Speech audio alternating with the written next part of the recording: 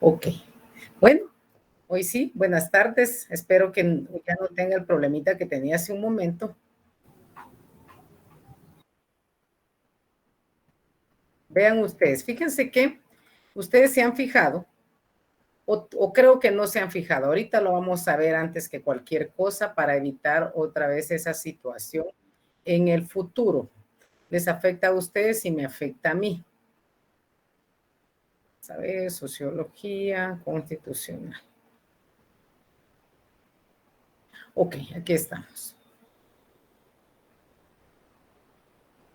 Voy a dejar de compartir esto y vamos a compartir otra imagen. Vea, sucede algo. Yo todos los días de las clases, ¿verdad?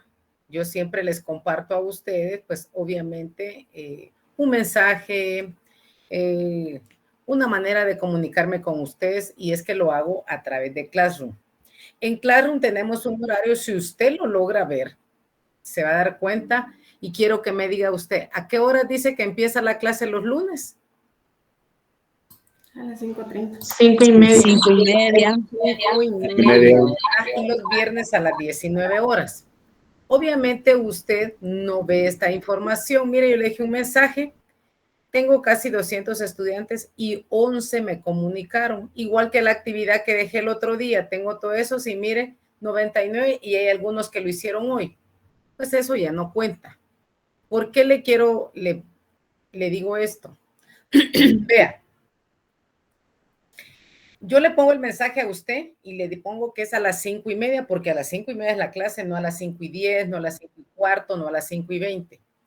Pero hay 3 personas, me voy a omitir el nombre, 3, que a las 5:10, 5:15, cuando yo estoy intentando incorporarme, están ahí. Entonces yo la rechazo porque necesito poner mi clase, poner el video, poner la canción, lo que usted quiera.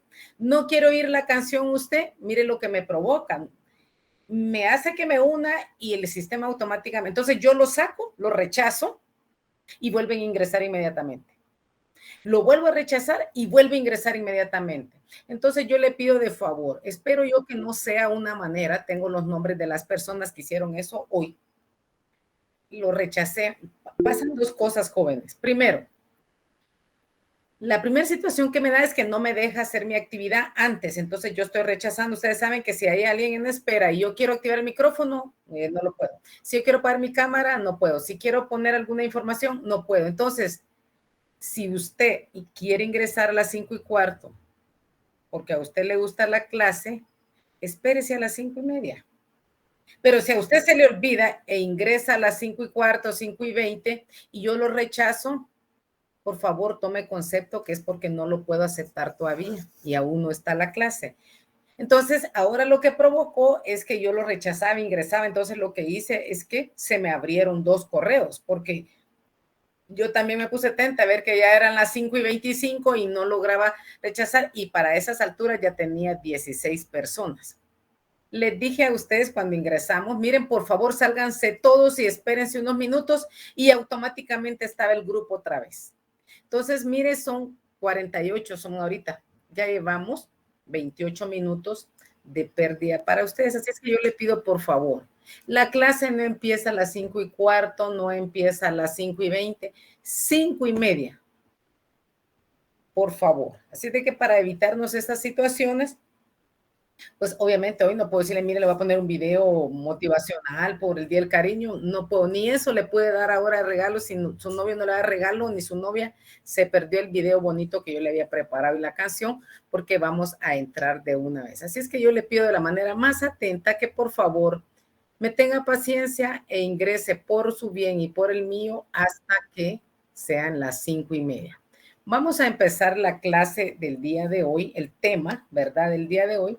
El día viernes, pues tuvimos una actividad asincrónica, definitivamente.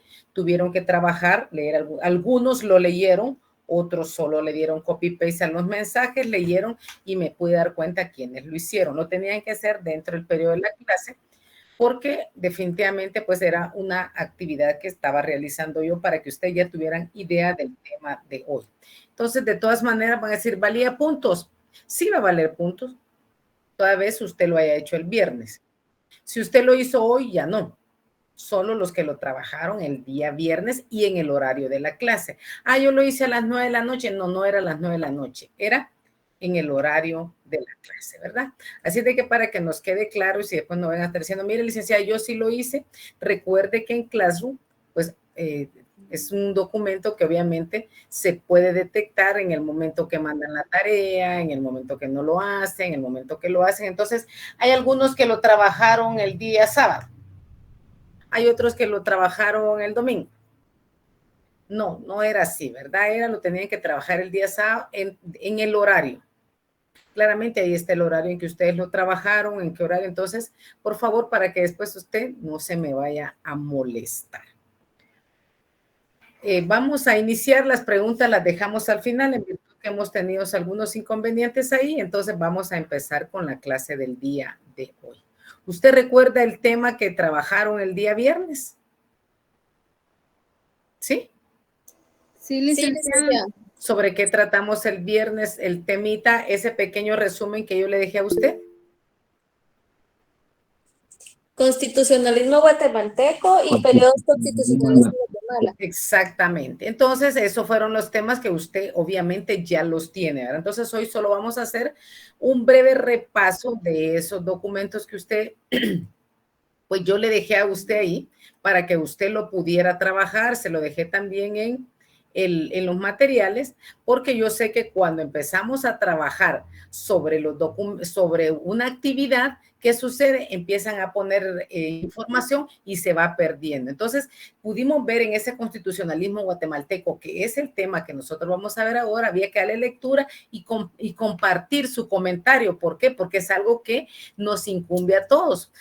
Acuérdense que derivado de su documento decía que hay diferentes acontecimientos que influyeron en la historia de Guatemala, positiva, negativamente, pero uno de los acontecimientos que fueron más importantes fue el constitucionalismo en América Latina. ¿Por qué? Porque le decía yo hace unos días que siempre hemos sido como nosotros hemos copiado buenas y malas cosas de otros países. Entonces, la invasión de Francia, recuerda el que lo leyó, a España, no recuerdo los años, usted tal vez los tiene más presentes porque lo acaba de leer, se derivó, ¿verdad?, a esos años que fue después de la revolución que se da la independencia de los Estados Unidos. Entonces, ¿qué tiene que ver Estados Unidos? Mucho, porque le estamos hablando, y recuerde que estábamos hablando del constitucionalismo en América Latina. Cuando hablamos de América Latina, ¿verdad?, estamos hablando, obviamente, Estados Unidos. Entonces, se debilita el imperio español y entonces se da la oportunidad de la independencia en toda Hispanoamérica. Recuérdese que nosotros fuimos y nos hemos caracterizado por ser esos países en subdesarrollo, dicen.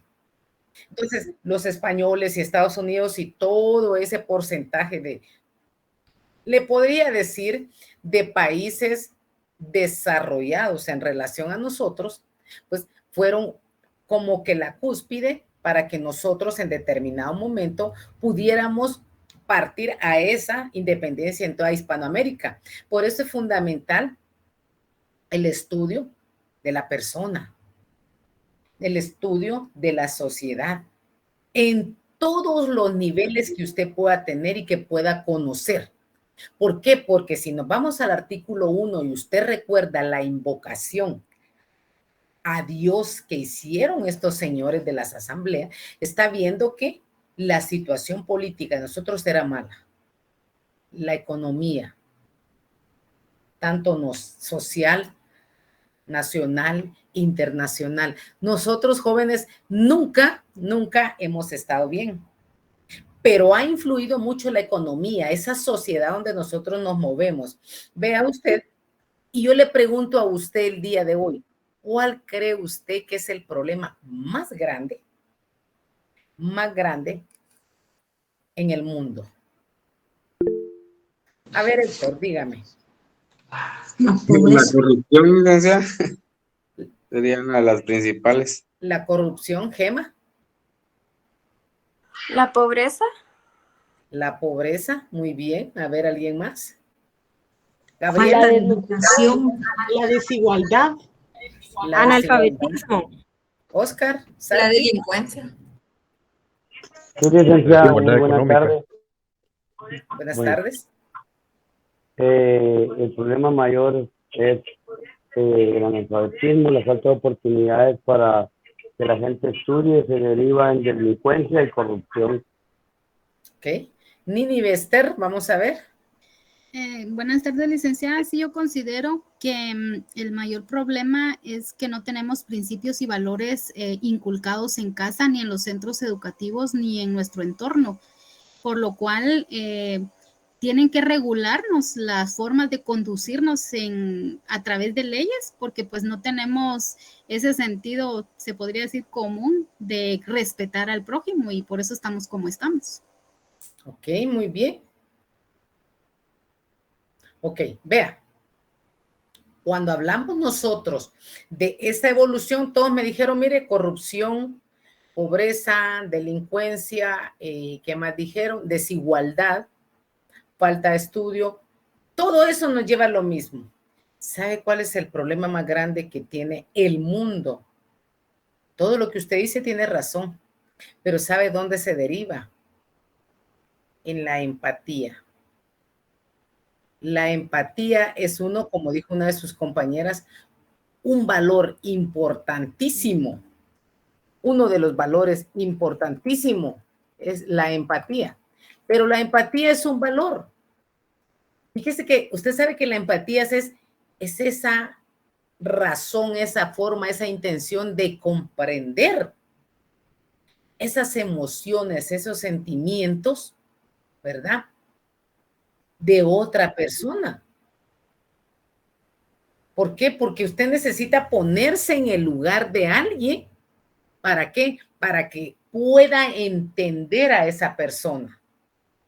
Esas emociones que usted siente, usted dirá hace un momento, la licenciada se molestó, la licenciada se enoja porque uno ingresa antes, a mí se enoja.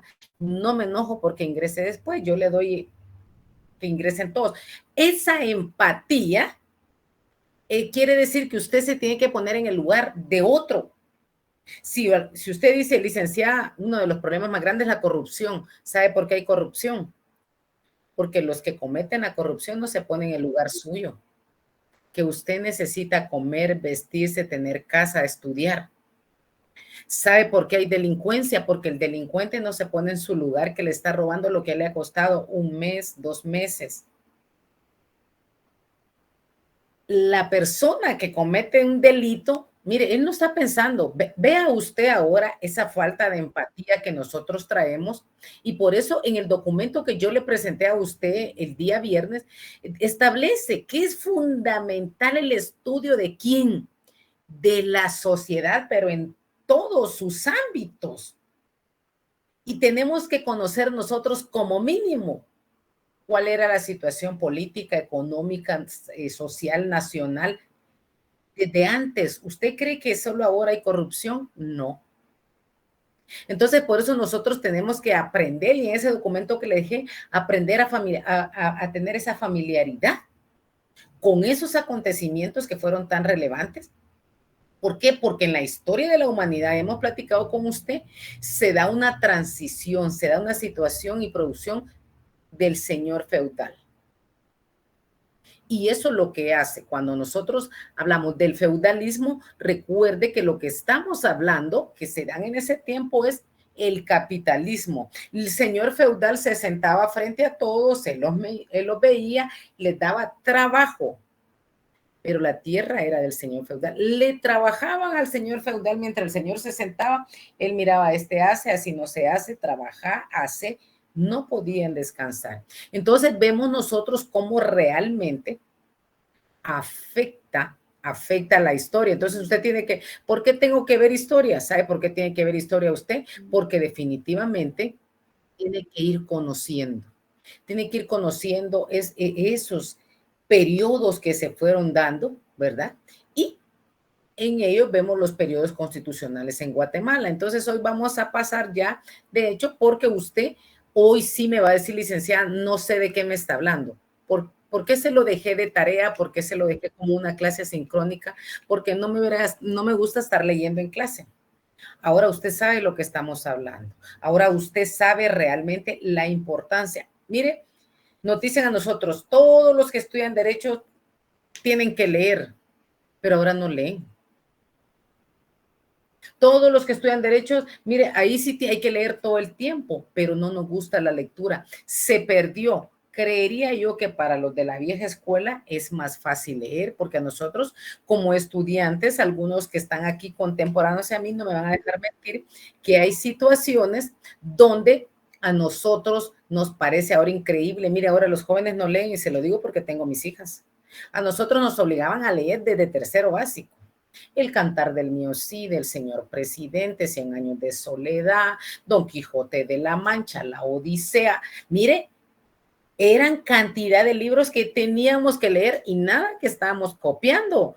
Pásame copia, hacíamos resúmenes de cada uno de esos libros. Recuerdo que cuando yo todavía ingresé a la universidad, allá por 1995, teníamos un curso que lo cambiaron, se llamaba Lengua y Literatura. Mire, no sé por qué lo cambiaron. Había que leer en todo el semestre aproximadamente casi un libro cada 8 días.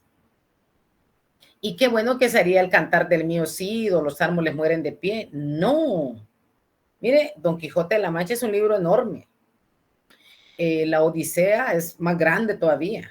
Entonces, nosotros tenemos que empezar, mire, con esa evolución histórica. Conozca esos periodos. Esto no es leyenda, esto es una realidad. Entonces, vamos a ver nosotros en esos periodos que ustedes ya vieron que es independiente, dice, el Estado de Guatemala sufrió un periodo de colonización por parte de ¿quién? De la corona española. Siempre hemos sido invadidos entre los años 1524 y 1821. Entonces, aquí se dan diferentes acontecimientos.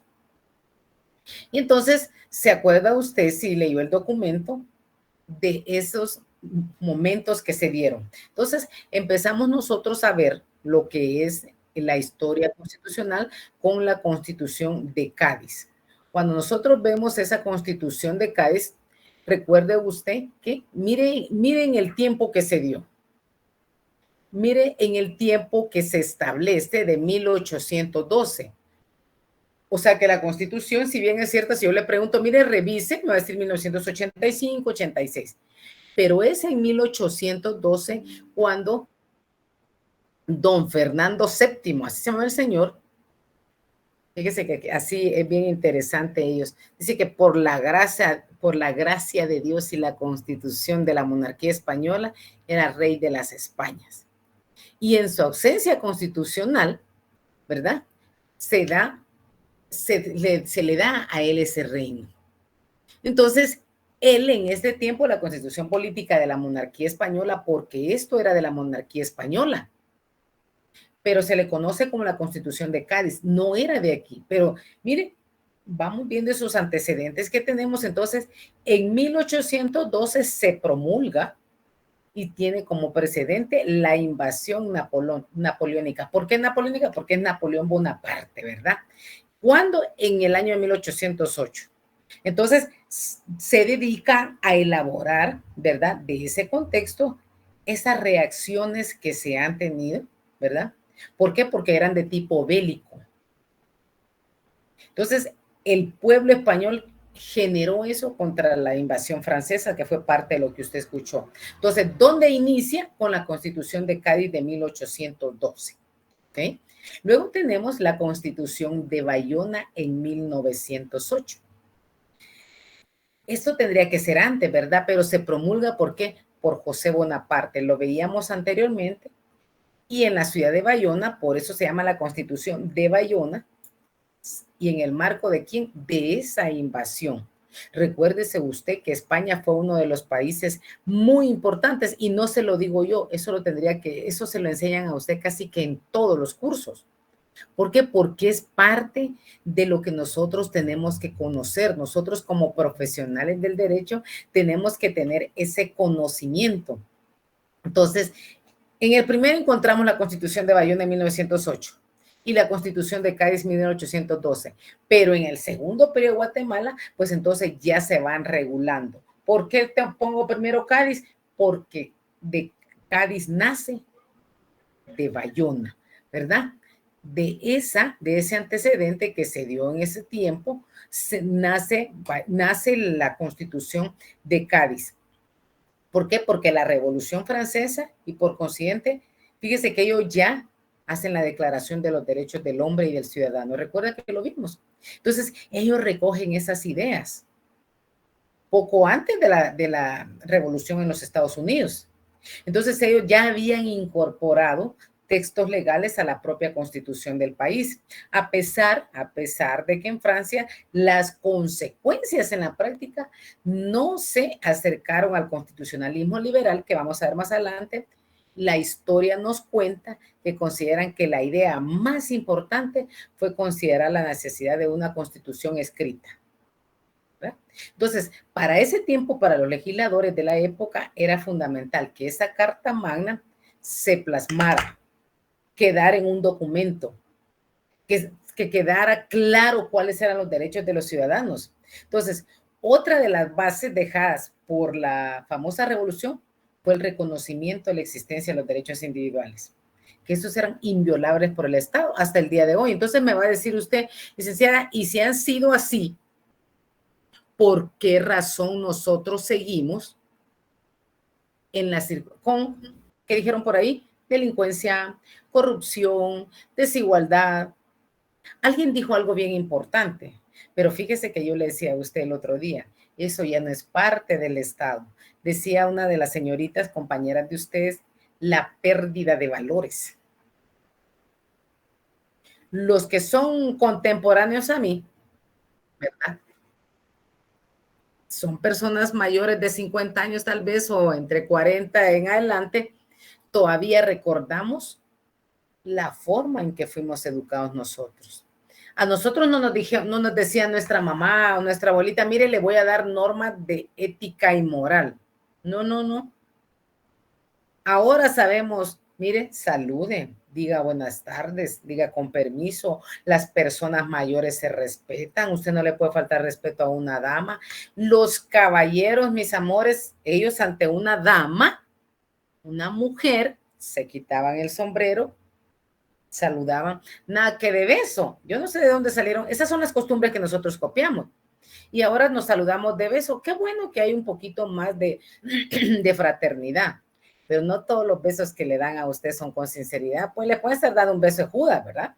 Sin embargo, a nosotros nos enseñaron, nos corrigieron con leños, con chicotes de caballo, con paletas, con lo que tuviera la mamá y nada que tus derechos humanos. Creo que nosotros, los de la vieja escuela, agradecemos esa corrección que hizo mamá o papá a nosotros. Era muy cruel, pero por no ser crueles ahora, la delincuencia, mire, se propagó. Nadie detiene a veces a los jóvenes o a las señoritas, hacen lo que se les viene en gana. Entonces, decía una de sus compañeras, licenciada, la pérdida de valores, de principios. ¿Pero por qué los pierden? Porque nosotros que recibimos esos valores nos hemos vuelto envidiosos, egoístas y no lo hacemos con nuestros hijos. Ay, no, mi mamá vieran cómo me pegaba a mí, entonces yo no quiero tratar así a mis hijos. ¿Dónde están sus hijos? ¿Están ya graduados? ¿Están estudiando en la universidad? ¿Tienen un trabajo digno? ¿Dónde están? ¿Por qué? Por no castigarlo. Usted quiere enderezar a un joven de 25, 30 años que está en su caso sin oficio ni beneficio. Ahí va la mamá a trabajar ya 60, 70 años trabajando mamá y papá. ¿Por qué? Porque al joven no se le puede decir nada. ¿Y sabe qué decimos las mamás? Ay, mejor ni le digo nada, porque me enojo. Me contesta mal y un día de esto voy a quedar torcida, tirada y él bien, gracias. Mire al extremo que llegamos. Pérdida de valores. Entonces, todos estos problemas se dieron ahora, no. Los problemas antes eran económicos, políticos. ¿Por qué? Porque recuerde usted que llega un momento en que nosotros las mujeres no emitíamos sufragio. Ahora las mujeres somos las más buscadas porque somos las que más acarreamos gente, porque nuestro voto sí vale. Entonces aquí tenemos todos estos que usted dijeron, todos esos calificativos negativos que usted dijo, corrupción, delincuencia, desigualdad, falta de trabajo, falta de estudio. El estudio lo hemos tenido siempre. No es, fíjense, jóvenes, por falta de estudio que nosotros estamos mal. Porque recuerde que nuestros padres no tenían una profesión y qué personas más educadas y más cumplidas teníamos. Personas de respeto, verdaderos caballeros y verdaderas damas. Nosotros no mirábamos esos problemas de infidelidad. Tal vez sí existía una infidelidad, pero la mujer no andaba registrando bolsas, ni carteras, ni zapatos, ni oliendo las camisas de los hombres. Se tenía una seguridad porque yo era la esposa, yo estaba en mi casa. Y los señores que se atrevían a tener un amante en aquellos tiempos tenían el cuidadísimo de que era un amor de cuatro paredes, y la mujer que se atrevía a poner los ojos en un hombre casado era una mujer, mire, cuidadosa, enamorada, no interesada. Entonces ella sabía que ella no tenía que sacar ni la cabeza para que la viera. Entonces, vea, esos valores se perdieron. Entonces, luego nos aparece a nosotros, bueno, ¿y qué viene con todo eso? Lo que decíamos, se pierden esos valores, esos principios. Cuando se pierden esos valores y sus principios, dígame usted, ¿quiénes son los que llegan al Congreso? Son personajes de la NASA. Son esos grandes hombres intachables. Puede ser que lleguen así, pero no los vamos a etiquetar por malos, por correctos. No le estoy diciendo. ¿Sabe qué sí son esos señores diputados que van al Congreso? Son seres humanos que se pueden equivocar. No son infalibles ellos, no. Son seres humanos, no los critique. Licenciada, ¿y hay corruptos? No lo sé, yo no he tenido ningún amigo corrupto. ¿Son ladrones? No lo sé, nunca me han robado a mí. ¿Le roban al pueblo? Ah, bueno, pero yo nunca lo he visto, entonces no lo puedo señalar. Lo que sí le puedo decir es que es normal que una norma no sea como nosotros la queremos. Primero porque la norma, ¿para qué se hizo? Dice, para violarla. Ahí entonces, tenemos una norma para violentarla. Entonces los señores hacen su esfuerzo, pero son seres humanos y no se la saben todos, porque sí es cierto que son los responsables y nosotros le damos con nuestro voto. Entonces la participación, eso no quiere decir que él no se va a equivocar. Entonces aparece el acta de independencia, que esa sí la conocemos todo, ¿verdad? De 1821, que es lo que nosotros venimos celebrando. El 15 de septiembre de 1821 fue suscrita el acta de independencia. Esa es la que yo le voy a preguntar en el examen. Con evidente expresión originaria de soberanía. Mire, aquí ya tenemos la soberanía que radicaba, ¿dónde? En el pueblo. En el pueblo, y dice que se impuso un principio imprescindible, que es el principio de seguridad jurídica. Eso es lo que nosotros deberíamos de tener hasta el día de hoy, pero nosotros no tenemos esa seguridad jurídica. ¿Por qué? Porque se ha perdido. Hemos perdido nosotros la confianza, no le voy a decir fe, porque fe solo se le tiene a Dios, la confianza en nuestras autoridades. Entonces, comúnmente estamos diciendo nosotros, mire, licenciada, lo que pasa es que las personas, los jueces, los que sean, le voy a decir esta expresión un tanto burda, pero se usa mucho, y que dicen, mire, ellos se pasan la ley por el arco del triunfo. No sé cuál es el arco del triunfo, pero yo le estoy repitiendo lo que la mayoría dice. Entonces, ¿qué quieren decir con ello? Quieren decir que nadie respeta. Entonces, si usted va al artículo 141, subrayelo porque se lo voy a preguntar, dice que la soberanía radica en el pueblo. ¿Quién la delega? Nosotros la delegamos para su ejercicio. ¿En qué organismo? Legislativo, ejecutivo, judicial. La subordinación entre los mismos es prohibida. ¿Qué quiere decir esto? Que ellos no pueden imponerse, ¿se acuerda que le había dicho? Entonces, derivado de esto, que fue establecida en la Constitución de 1821, cuando se declara la independencia, tenemos que se declara como punto la soberanía. Ese poder soberano que tiene el pueblo, ese es un artículo no reformable, ¿verdad? Ipso iure, que quiere decir de pleno derecho, no puede tocarse. Pero el artículo 141 es el artículo que nos establece, ¿verdad?, donde le dan vida a esta Constitución de 1821. Ya lo subrayó, ya lo marcó, ya lo anotó, anótelo por favor. Artículo 141. Luego tenemos el Acta de Independencia de 1823. ¿Cuánto había pasado? 2 años. El 1 de junio de 1823 fue suscrita por los diputados al Congreso de la Unión Centroamericana el acta, óigase bien, el Acta de Independencia que ratificaba el deseo de ser independiente que había sido establecido en 1821. Entonces, aquí le vuelvo a repetir, proclaman la soberanía legítima. ¿Por quiénes? Por verdaderos representantes del pueblo. En aquel tiempo, no le voy a decir que los que tenemos ahora no lo son, perdón, pero así lo dejaron establecido, por verdaderos representantes del pueblo. Entonces, aquí se destaca, ¿verdad?, todas aquellas situaciones de facto que se dan posteriores al 15 de septiembre de 1821. Algunos las hemos leído, otros las conocemos, creo que ninguno de los que está aquí la vivió, bueno, yo creería que tal vez alguno de nosotros sí, ¿verdad? Entonces, ahí tenemos ya. Entonces, ya aquí en 1823 se dan esas bases constitucionales. ¿Qué fue lo que estableció? Establece la forma de gobierno. Se da una denominación a los estados federados de Centroamérica. Acuérdense que antes éramos un solo. No habían tanto, no que era un estado federal, ¿verdad?, de Centroamérica. Entonces ya aquí se van dando las bases que si usted lee la Constitución y va revisando, tenemos que ya se van cediendo espacios. ¿Qué quiere decir? Que lo siento por mis hermanos cristianos evangélicos, pero si hay una fe reconocida de todos los tiempos, es la religión católica, apostólica y romana.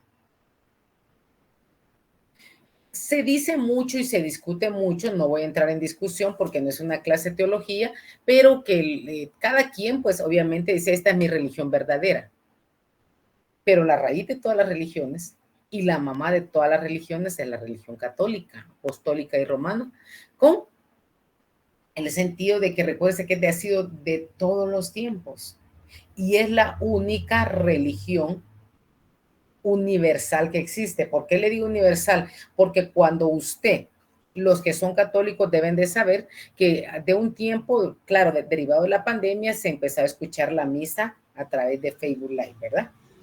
Si usted escucha la misa, homilía, como le quiera llamar, aquí en Guatemala, pero decide irse a pasear a El Salvador y usted es católico, apostólico y romano, coloca la misa y le van a leer las mismas lecturas que se están leyendo en Guatemala, que están leyendo en Roma, que están leyendo en cualquier parte del mundo. Entonces es una religión universal. Entonces vemos que esa fue una de las primeras bases que se sentó, esa práctica. La gente necesitaba tener conocimiento de creer en algo. Recuérdense que nuestros antepasados, ellos creían en el sol, en la luna, en esto, en la lluvia, en el fuego. Pero ellos empezaron a darse cuenta que había una razón, ¿verdad?, importante, una práctica de religión. Entonces ellos empiezan a practicar y el español le empieza a impregnar esa fe, ¿verdad? Entonces se estableció que en el Congreso era el que hacía las leyes y entonces ellos, si ustedes ven, van a encontrar, ahora sí, ¿verdad? Usted puede practicar la religión que le parezca.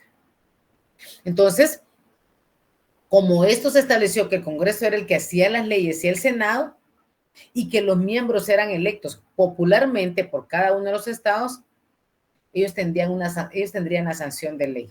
Entonces, aquí es donde se habla de la ley constitucional. ¿Por qué? Porque iba a tener un carácter de rigidez. ¿Sí? Entonces, aquí es donde nace, se van dando cuenta que es necesario poner, ¿verdad?, bases sólidas, rígidas. Por eso la Constitución, hay artículos que no pueden ser reformados. Y el artículo 141 que establece la soberanía es uno de ellos. Ese no es reformable. Aquí no hay negocio, ni va a ser negociable. Bueno, entonces, ¿saben qué? Quitémosle la soberanía que radica en el pueblo. Por eso nosotros, jóvenes, tenemos que tener ese valor, tenemos que tener esa dignidad, tenemos que hacernos valer como damas, como caballeros, como señoritas, señores. ¿Por qué? Porque mire la consecuencia que se tiene. El pueblo, o sea, la soberanía radica en el pueblo, quien la delega. Es usted el que le da el poder a las autoridades. Y entonces, mis amores, ¿por qué ellos hacen con nosotros lo que queremos si los patronos somos nosotros? ¿Sabe por qué? Es porque desconocemos nuestros derechos. Esos derechos individuales, esa dignidad, la dignidad, óigame bien, la dignidad de un ser humano no está solo en las damas. Están en los varones. Mire, hay dos noticias muy crueles, muy duras, muy fuertes. Una señora que muere apuñalada, obviamente se cree, se presume, porque tampoco estuve yo ahí ni he visto mayor información, que su pareja le dio muerte, una dama. El fin de semana aparece otra muerte de un joven. Se presume que su pareja, la esposa, y entonces, bueno, vamos a mano, aquí matan a la mujer y aquí matan al hombre. Si usted, mi amor lindo, está viviendo una situación tormentosa, mire, por favor, piense en derecho constitucional, usted tiene dignidad, porque el hombre, déjeme decirle, el hombre es el que más sufre en silencio. El hombre sufre. Lo que pasa es que el hombre no es dramático. A él le pone la espalda, la cabeza, tuvo problemas con su jefe, la esposa ya está cansada, ella pasa haciendo oficio todo el día, llega el esposo, ¿vas a comer, sí o no? No tengo hambre. Bueno, entonces después no me está pidiendo comida porque me voy a acostar, estoy cansada. Claro, nosotros como damas tenemos que darnos un lugar, pero tenemos que buscar ese apoyo. Pero si ustedes se dan cuenta que el esposo llega mal, algo está pasando. Lo primero que pensamos es que el hombre nos está haciendo infiel. Usted no sabe los problemas que está pasando ese tipo. Entonces, cuando el hombre llega un momento en que se cansa, reacciona como machista. Ay, no, eso usted ya no me meto, no quiero problemas. Pero cuando se empieza a pisotear su dignidad, la mujer lo golpea. Los hombres también sufren de violencia económica, psicológica, emocional. A usted no le gusta que le diga, ay, mi gorda, no le diga gordo a su esposo. Él va a creer que está lindo y así se va a quedar. ¿Y a quién le va a afectar? Su salud. Entonces, tenemos que tener cuidado con cada una de las cosas que nos hacemos y aprender y partir. Por eso le decía, que se le quede el 141. Nosotros somos los que delegamos la soberanía. No es al revés. Terminamos, ¿se acuerda que venimos hablando de esa Federación Centroamericana? Entonces, una vez está la Constitución de la República Federal de Centroamérica, entonces dice que esta fue decretada por la Asamblea Nacional Constituyente el 22 de noviembre de 1824, que declara su soberanía y autonomía, sus objetivos, y vuelvo a ver aquí, mire, conservación de los derechos humanos, de la libertad, igualdad, seguridad y propiedad. Mis amores, pero si eso ha estado siempre. ¿Conservación de qué? De los derechos humanos, de libertad. ¿Qué hace usted diciéndole a su esposo, no quiero que te vayas con esos amigotes? No quiero que estés saliendo. Mire, 1824 se declara los derechos humanos, igualdad. ¿Igualdad entre quién? Su mujer y usted. ¿Igualdad entre quién? Entre el que tiene y el que no tiene. Seguridad, la conservación de los derechos humanos, de libertad. Recordemos, nosotros somos libres, soberanos, independientes. Eso lo decimos porque así dice el himno, pero no lo ponemos en práctica. Usted no es propiedad de su esposa ni de su esposo. Óigame bien lo que le voy a decir con el respeto de esas madrecitas santas que se merecen toda mi admiración. Ni siquiera propiedad de su mamá. Usted tiene que hacer su vida. Tiene que tener su seguridad y su propiedad. Ojo con eso. A veces nosotros, las hijas, más que todos, dejamos que el tiempo pase porque estamos con mamá. Lo que pasa es que es mi mamá y yo no la puedo dejar sola. Perdónenme. Yo sé que no la puedo dejar sola. pero su madrecita linda tiene que entender que ella va a partir y usted se va a quedar sola. ¿Cuándo se fue mami? Cuando yo tenía 50 años, ya no puedo tener hijos. A los 50 años, no crea que porque usted se cuida, un hombre se va a cuidar, no. Entonces, vea, mire, derechos humanos. Y aquí es donde se adopta, pregunta examen, un sistema republicano y representativo. Mire, pregunta examen. ¿Dónde se adopta? En 1824 ya se adopta un sistema republicano y representativo. ¿Y por qué? Porque aquí se va a instaurar, mire ese espacio, subráyelo, márquelo y anótelo, se da la división de poderes. Aquí, mire, aquí es donde nos vamos de forma vertical. No se da esa horizontalidad. ¿Por qué? Porque aquí como se marca ya un sistema republicano y representativo, entonces instaura la división de los poderes. Hay un poder ejecutivo que no puede, ¿verdad?, llegar y decirle qué va a hacer al legislativo. Y el legislativo no puede imponerse ante el judicial. Aquí cada uno de ellos hay una división de poderes. Y en cuanto a la rigidez constitucional, dice que la Constitución Federal estableció un capítulo específico que está inspirada en la Constitución estadounidense y francesa. Ya lo vamos a ver cuando vayamos viendo las partes de la Constitución para que usted vaya aprendiendo. Entonces, vea, en la Constitución de la República Federal de Centroamérica de 1824 es cuando se establece que es un sistema republicano y representativo. Se lo repito para que después no le vaya a meter yo gol en su examen. No me lo voy a poner 1986. Luego vemos ya aquí lo que son el constitucionalismo y sus etapas. En este periodo se van a distinguir dos etapas fundamentales y las que son complementarias. Tenemos el constitucionalismo liberal o clásico y el constitucionalismo social. Y aquí tenemos en el constitucionalismo liberal o clásico, tenemos el constitucionalismo restaurador y en el constitucionalismo social, el neoconstitucionalismo y el nuevo constitucionalismo. Entonces, a veces nos parece un tanto aburrido, ¿verdad?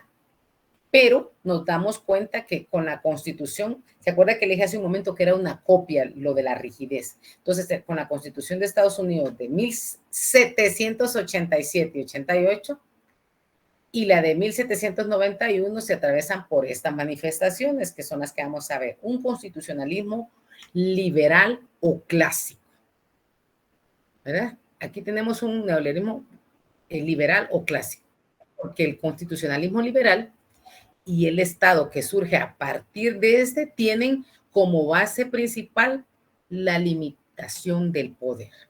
Esto lo vamos a dejar ingresar aquí. Aquí estamos. Entonces, aquí se destaca por la consagración de los derechos humanos, ¿verdad? Esa es una de las partes que se destaca la consagración de los derechos humanos. Nosotros tenemos en cualquier momento que buscar la manera, se lo dije, que creo que es la tercera vez que se lo doy en la noche, esa individualidad, esas libertades individuales. Entonces, aquí en el constitucionalismo liberal se da el aumento de las libertades individuales. Entonces, se trata de convertir, ¿verdad?, esa igualdad. Los derechos de cada persona vienen recogidos en la propia Constitución. Luego se van dando en leyes ordinarias.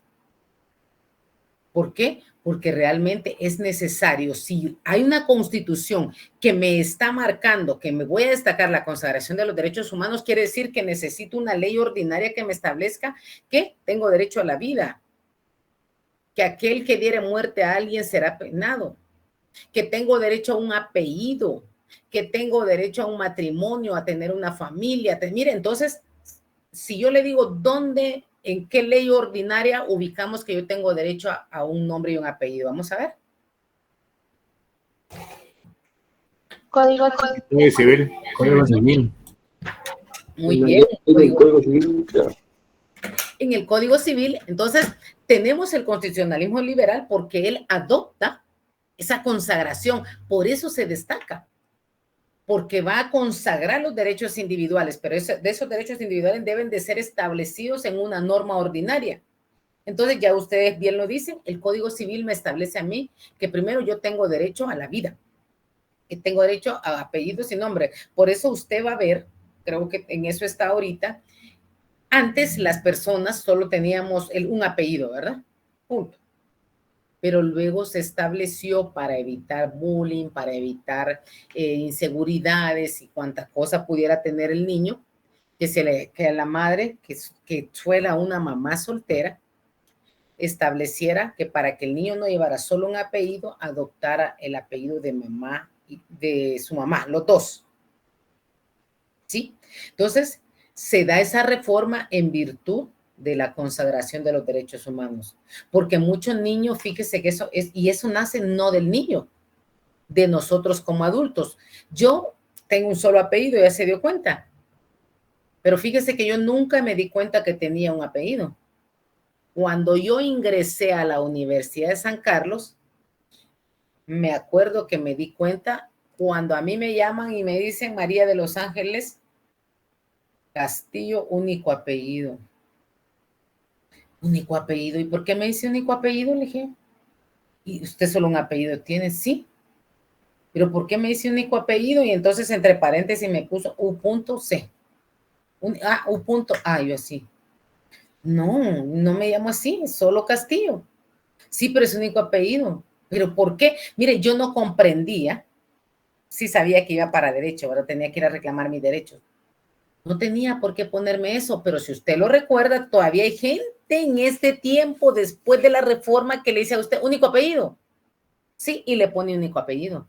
No permita que le pongan a usted único apellido. Usted es con un apellido, pero no tienen por qué hacerle esa observancia. Les soy honesta, a mí nunca me afectó y si de algo me sentí orgullosa siempre fue del apellido de mi madre. Ya cuando entré a la universidad, entonces ya mire, me alumbraron el foquito y empecé a preguntar a mi mamá, mire madre, aquí qué pasó. Entonces ya mi mamá me explicó que mi papá había dicho que no me podía reconocer porque no servía de nada, su apellido se iba a perder. Entonces no tenía sentido. Tan bello mi papá, ¿verdad? Machista de primera. Dije, bueno, que se quede así, no me afecta. Entonces vea usted, el constitucionalismo liberal, vamos a destacar nosotros que una de las situaciones más importantes que se pueden dar es que se destacó por la consagración de los derechos humanos. Y luego tenemos el constitucionalismo restaurador, que busca conciliar, ¿qué dice? La institución de la corona, instaurando las monarquías constitucionales. Obviamente, cuando hablamos de eso, pues para nosotros, pues no es así como aquella cosa que nos interese tanto, recuerde usted, porque si de las características del constitucionalismo liberal, una de las más importantes fue la aportación para declarar la libertad y la igualdad como derechos circunstanciales del ser humano para todas las personas, entonces estos derechos iban a tener un carácter superior y anterior al Estado. Pero si vamos a hablar de esos derechos cuando vemos el siguiente, no nos afecta. ¿Por qué? Porque nosotros obviamente si hablamos de una crisis de constitucionalismo liberal, nos vamos a dar cuenta que la igualdad de todos los seres humanos no dejó de ser un deseo. ¿Por qué? Porque raramente se cumple. Y se van formando esas clases sociales que recordaban las existentes durante ese gobierno y a nosotros dígame dónde están esas coronas que se recuperan. Pero estamos hablando de historia. Nosotros nunca hemos tenido reyes. Entonces se busca conciliar esa institución de la corona. ¿Por qué? Porque va a instalar esas monarquías constitucionales. Eso es como parte, ¿verdad?, del conocimiento, porque nosotros aquí no hay reyes, aquí hay presidentes. Entonces, esas son las dos circunstancias que se dan. Y luego, pues, hablamos de ese constitucionalismo social, que va a postular que los derechos individuales deben ceder cuando estén en conflicto con los derechos sociales. Solo entonces lo vamos a ver, porque cuando yo le pregunto a usted, dígame, ¿verdad? Si hablamos de la separación de poderes, usted no se me pierde. Ejecutivo, legislativo y judicial. Pero si yo le digo a usted, mire, explíqueme brevemente en qué consiste la libertad, en qué consiste la igualdad. Usted, una palabra, dos palabras, pero mire, pocas veces sabemos en qué consiste ese principio de igualdad. Lo repetimos, lo decimos, pero lo ponemos en práctica. No, el constitucionalismo social postula que los derechos individuales deben ceder cuando estén en conflicto con los derechos sociales. ¿Qué quiere decir esto? Que siempre va a prevalecer el bien común ante el bien particular. Si esto me gusta a mí, por eso es que somos un país democrático, ¿verdad? ¿Por qué? Porque si esto que a mí me agrada, pero solo a mí va a afectar a todos los demás, hay que cederlo. Porque si están en conflicto los derechos sociales, no puede ser. Licenciada, pero si eso pasa al instante, sí, mi amor lindo, sí pasa. Pero el constitucionalismo social nos va a establecer que va a prevalecer el interés colectivo antes que el particular. Eso quiere decir.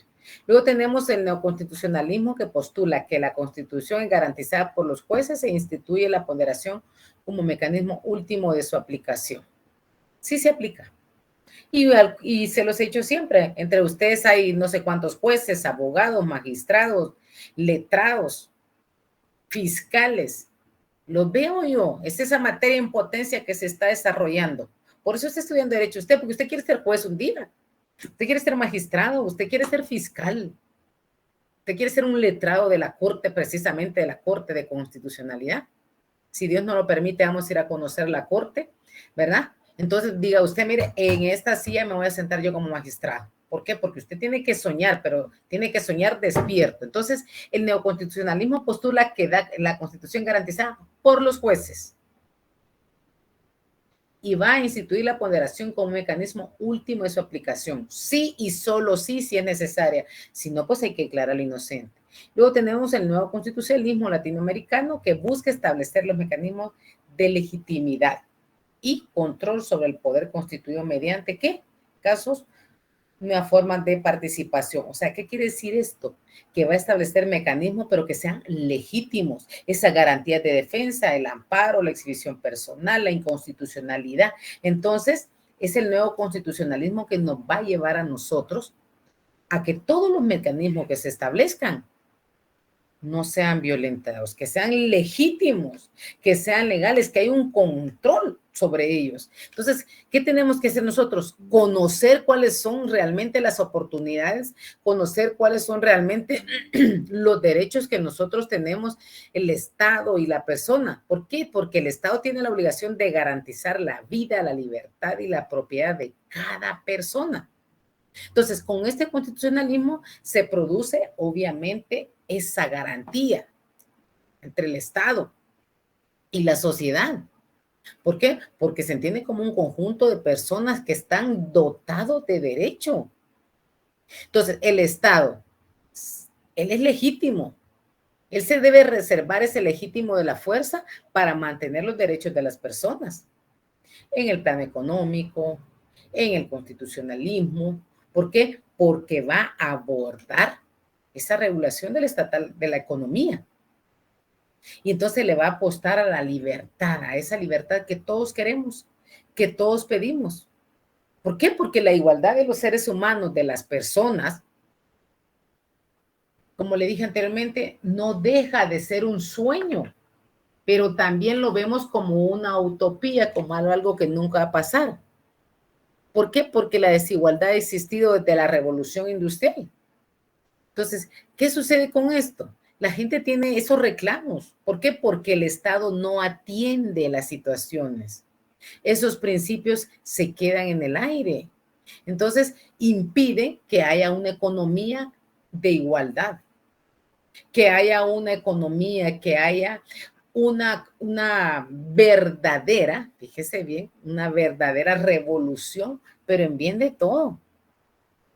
¿Por qué? Porque la aparición del paradigma del constitucionalismo social lo hemos dejado atrás.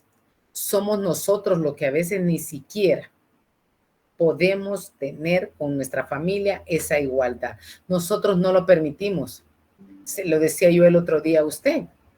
Cuando hablamos de ese constitucionalismo social, a veces ni nosotros lo ponemos en práctica. Entonces, deme un momentito y yo le voy a la palabra. ¿Qué es el constitucionalismo liberal? Nace como una respuesta filosófica, jurídica y política a las monarquías absolutistas que prevalecían en Europa. ¿Verdad? Y pues con esto nosotros vemos que realmente con eso terminamos este tema. Obviamente el tema es un poquito más extenso. Entonces yo Ahorita le voy a dar la palabra, por ahí alguien levantó su manita. Dígame. Sí. Disculpe, licenciada, se me activó la manita. Ah, vaya, no tenga pena, mija.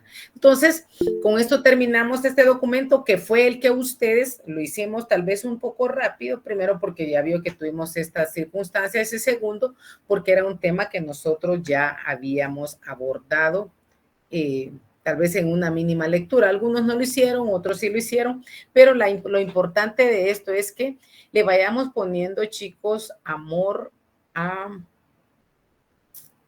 lo que hacemos. Déjenme ver aquí. Sí, dígame, Herbert.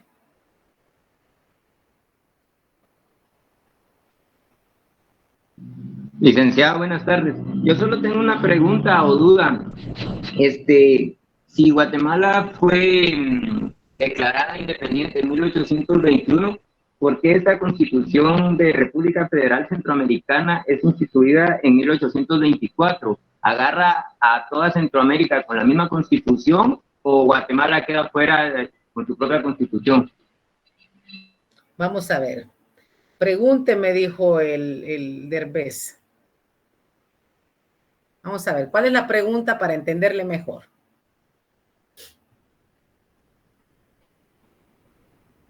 ¿Sí? Le pregunto que si mediante la Constitución de la República Federal Centroamericana, que fue en 1824, y la independencia de Guatemala fue en 1821, ¿Guatemala se rige también por esa Constitución o tiene Guatemala una Constitución aparte en ese entonces? Ah, no, óigame bien, lo que pasa es que acuérdese que aquí estamos hablando de una Constitución de la República Federal de Centroamérica, ¿sí? Este es como que nosotros tengamos, como le pusieron un ejemplo, nosotros tenemos un documento que es para toda la familia, pero nos establecemos y nos limitamos por uno solo. En este caso, si la Constitución de la República Federal de Centroamérica fue decretada el 28 de noviembre de 1824, aquí declara su soberanía y autonomía, pero si usted recuerda lo que establece que el 15 de septiembre de 1821 se suscribe el Acta de Independencia. ¿Sí? Aquí se declara el Acta de Independencia. Aquí hay un Acta de Independencia, pero si usted regresa, la Constitución estamos hablando del Acta de Independencia y lo que usted me está preguntando es la Constitución de la República Federal. Una cosa es la Constitución, esta es la Constitución, y nosotros vamos a celebrar y vamos a fraccionar el acta que establece. ¿Me explico? O sea, son dos documentos totalmente diferentes. Tenemos un acta donde nos volvemos libres e independientes y se fracciona el acta. Sí, eso sí lo entendí, pero lo que a mí me surgió duda es de que todavía se toma como República Federal Centroamérica completa. Eso es lo que me entendía yo o lo que me queda en duda. ¿Por qué? Porque acuérdense que en ese tiempo todavía éramos una constitución de la República Federal. Luego nos fuimos separando hasta que cada país todavía se tenía en un tiempo, si ustedes recuerdan, algunos por la edad que veo que tiene Herbert, tal vez a usted todavía le enseñaron en estudios sociales, se lo digo porque yo fui maestra, nos enseñaban que Panamá era parte de Centroamérica. Luego nos quitan a Panamá. Y luego en algunos mapas de algunos, recuerden ustedes que se establecía que Centroamérica tenía Belice. Luego nos empezaron a enseñar la imagen, o por lo menos yo lo aprendí con Belice, pero cuando yo le empecé a enseñar a mis primeros estudiantes, Belice, de ahí ya no aparecía Belice, ya solo aparecía de Petén para acá, ¿verdad? Que ya se marcaba bien. Entonces vean ustedes cómo ahí, o sea, en el tiempo era la República Federal de Centroamérica, luego nos fuimos separando, lo vamos a ver más despacio, Herbert, y se van separando hasta llegar cada quien. Por eso es que nosotros, hasta el día de hoy, la Constitución reconoce a todos los centroamericanos como que fuéramos derivados de aquí, ¿verdad? Somos centroamericanos todos. Pero usted no tiene mucho inconveniente en decir, mire, yo me voy a El Salvador. ¿Por qué? porque usted, por ser hecho centroamericano, si usted se da cuenta ahora, ese es una de los avances, voy a ir terminando, que se tiene, que se dieron cuenta y han regresado a esos inicios. Usted va a El Salvador libremente, pasa, viene y va. Claro, El Salvador tiene un control increíble para usted viajar, pero como se supone que estamos entre hermanos, ¿verdad? No es como que usted diga, ay, voy a ir a los Estados Unidos y ay, me van a dejar pasar. No, no, no, no. Pero Guatemala sí fue esa República Federal de Centroamérica. Era uno solo. De ahí se separa y entonces es lo que somos hasta el día de hoy. Bueno, mis amores lindos, yo les ofrezco las disculpas del caso por los inconvenientes que se dieron. Les pido de la manera más atenta, con todo mi amor, que se abracen, que se quieran, que no se pongan tristes por el Día del Cariño, y nos miramos el viernes. Y yo sé que el día viernes, fíjese que no es tan rápido que quieren ingresar porque están en otro curso, pero en la próxima clase, pues ahí nos vamos a ir adaptando poquito a poquito, porque sé que los que lo hacen, no lo hacen de mala fe, pero piensan que los estoy rechazando y que soy yo la que no los quiero dejar ingresar. Entonces, como diría, se le dice a los niños, ya no lo haga, yo lo voy a dejar ingresar después de las 5:30. Así es que feliz Día del Amor y la Amistad, que Dios me los bendiga y nos miramos el viernes, primero Dios. Los dejo porque ahorita pues ya tengo otra clase. Feliz noche, licenciado.